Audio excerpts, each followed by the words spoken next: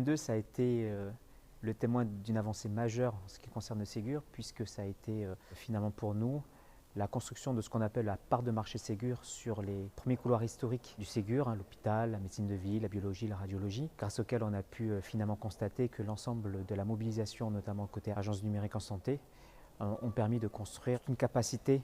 à pouvoir aller chercher de l'usage au travers du Ségur. Donc c'était une belle réussite, une belle preuve de la mobilisation de l'ensemble des équipes de l'agence, ce qui nous projette sur 2023 avec évidemment un ensemble de commandes à aller chercher sur les couloirs existants, avec des résultats déjà impressionnants, notamment sur la partie ville et sur le médico-social sur 2023, mais également aller chercher l'usage au travers des installations Ségur qui permettront in fine d'alimenter mon espace santé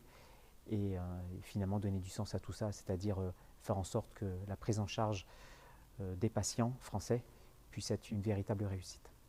Le programme Ségur, Ségur du numérique en santé, ce qu'il faut bien comprendre,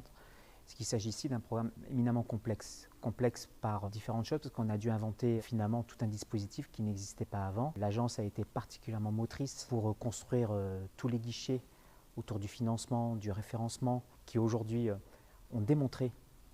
leurs preuves en termes d'efficacité, puisqu'on a des résultats qui sont quand même assez probants. Complexité parce qu'il a fallu faire interagir un certain nombre de professionnels différents, à la fois au sein de l'agence, mais également au ministère, à la CNSA, dans les territoires. Finalement, on a pu observer une forme d'intelligence collective, et c'est en embarquant